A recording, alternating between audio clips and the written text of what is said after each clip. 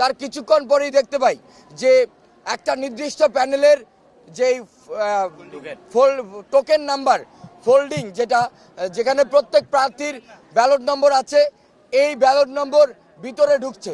অথচ নির্বাচন কমিশন থেকে স্পষ্টভাবে বলা ছিল যে কোনো প্যানেল বা কোনো প্রার্থীর টোকেন নাম্বার ক্যাম্পাসের ভিতরে ঢুকবে না।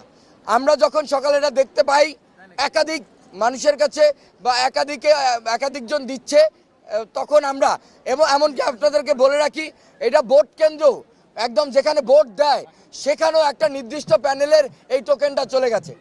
তার পরিপ্রেক্ষিতে আমরা যখন বলি যে এটা তো আচরণবিধি লঙ্ঘন, আমরা যখন প্রক্টোরিয়াল টিম আমরা যখন নির্বাচন কমিশনকে বলি তখন তাদেরকে বলার পরে তারা অস্বীকার করে, কিন্তু প্রমাণ দেখানোর সাপেক্ষে তারা পরবর্তীতে বলে ঠিক আছে অন্যান্য প্যানেলও এই টোকেনটা ভেতরে প্রবেশ করতে পারবে।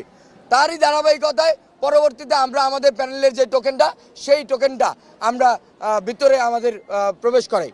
কিন্তু এখন যেটা দেখতে পাচ্ছি যে ভোট কেন্দ্রে ওখানে যারা দায়িত্বে আছেন তারা ওই নির্দিষ্ট প্যানেলের ওই টোকেন নম্বরটা ছাড়া অন্য টোকেন নম্বর যখন দেখে তখনই যারা দায়িত্বরত আছেন তারা ভিন্ন প্রতিক্রিয়া দেখায়। অথচ এমনটা হওয়া উচিত ছিল না।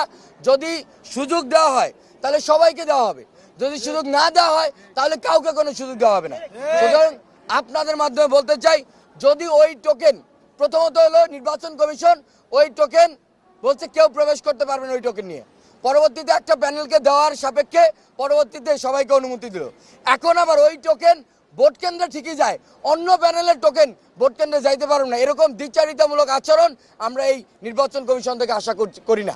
আমরা আশা করছি যে যদি যেটা রুলস হবে সবার জন্য হবে। যদি ভোট কেন্দ্রে ওই টোকেন নাম্বারটা নেওয়া আপনারা অনুমতি দিয়ে থাকেন তাহলে অনতিবিলম্বে প্রত্যেক প্যানেল এবং প্রত্যেক প্রার্থীর টোকেন নাম্বারটা যাতে তারা ভোট কেন্দ্রে নিতে পারে। আর যদি না নিতে পারে তাহলে কোনো প্যানেল প্রার্থীর টোকেন নাম্বার ভেতরে নিতে পারবে না। স্ট্রিক্টলি আপনারা এটা বলে দিবেন।